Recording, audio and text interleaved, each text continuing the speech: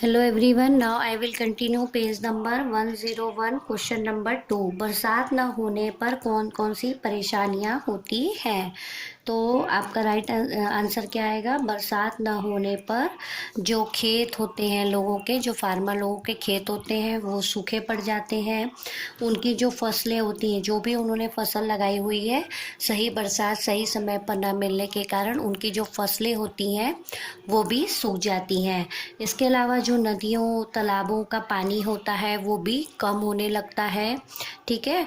फिर जो छोटे मोटे जीव जंतु होते हैं, जो पशु होते हैं, वो भी गर्मी के मारे उनका हाल बेहाल हो जाता है और वो भी गर्मी से तड़पने लगते हैं। ठीक है। जैसे कि हाँ, हम जो हैं ह्यूमन बींग्स, हमको जब गर्मी लगती तो हम बाहर नहीं निकलते और घर में पंखा चालू करके ठंडी ठंडी चीज़ें खाते हैं, पानी पीते हैं, ठंडा बर्फ़ खाते हैं, आइसक्रीम खाते हैं, जूस पीते हैं, तो एसी चालू कर लेते हैं, कूलर चालू कर लेते हैं। लेकिन हम तो अपना सोल्यूशन ढूंढ लेते हैं, लेकिन जो बाहर के पशु पक्षी या जीव जंतु होते हैं वो गर्मी के मारे उनका बुरा हाल हो जाता है। ठीक है।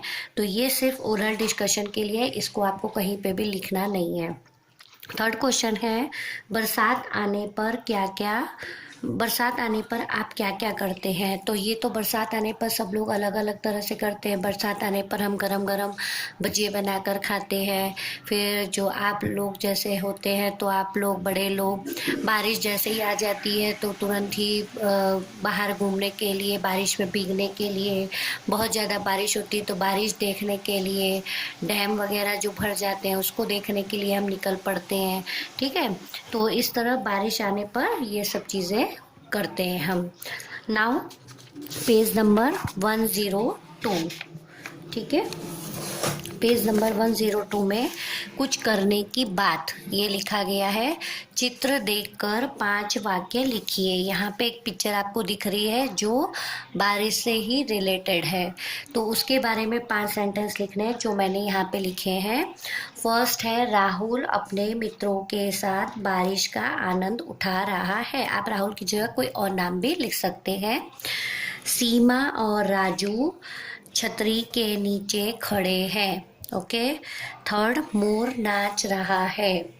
4, अमन पानी में छपाक छपाक करता हुआ, ये अमन है, छपाक छपाक करता हुआ कूद रहा है। ओके। फिर 5th है, आसमान में इंद्रधनुष दिखाई दे रहा है। ठीक है। ये 5 सेंटेंस आप आपकी टेक्स्ट बुक में लिखेंगे। फिर यहाँ पे लिखा है, बरसात से संबंधित 4 से 5 पंक्तियों की कोई कविता ढूंढकर चार्ट पेपर पर लिखिए और कक्षा में लगाइए। तो आप चाहे तो नेट से जब भी फ्री टाइम पे हो आप, तो आप 2-3 लाइन की कोई भी अच्छी सी बरसात से रिलेटेड पोयम ढूंढ के आप कर सकते हैं। लेकिन आपको इसे नोटबुक पे या चार्ट पेपर पे नहीं करना है। ये आपकी प्रैक्टिस के लिए आप ढूंढ के कहीं पे भी लिख सकते हैं। ठीक है। पढ़ सकते हैं, उसको फिर गा भी सकते हैं, लेकिन आप उसको ओरिजिनल नोटबुक में या कोई चार्ट पेपर पे नहीं लगाएंगे। तो यहाँ पर हमारा चैप्टर नंबर 13 फिनिश हो रहा है। मैं आपको एक वर्कशीट दे रही हूँ उसके रिलेटेड, जो आप नोटबुक में करेंगे। छतरी या छाता का चित्र लगाकर या बनाकर, अगर आप लोग में से किसी को छतरी बनाने आती है तो छतरी आप ड्रॉ भी कर सकते हैं अच्छी तरह, और अगर नहीं आती तो आप उसका पिक्चर लगा भी सकते हैं। लगाकर या बनाकर उसके बारे में 2 से 3 वाक्य लिखिए। तो आपको छतरी बनाना है या चिपकाना है, जो भी आपको सही लगे आप करिए, और फिर उसके बारे में 2 से 3 वाक्य लिखना है। जैसे छतरी बहुत रंग बिरंगी होती है, छतरी का उपयोग हम गर्मी की और बरसात की ऋतु में करते हैं। छतरी कपड़े की भी होती है और प्लास्टिक की भी होती है।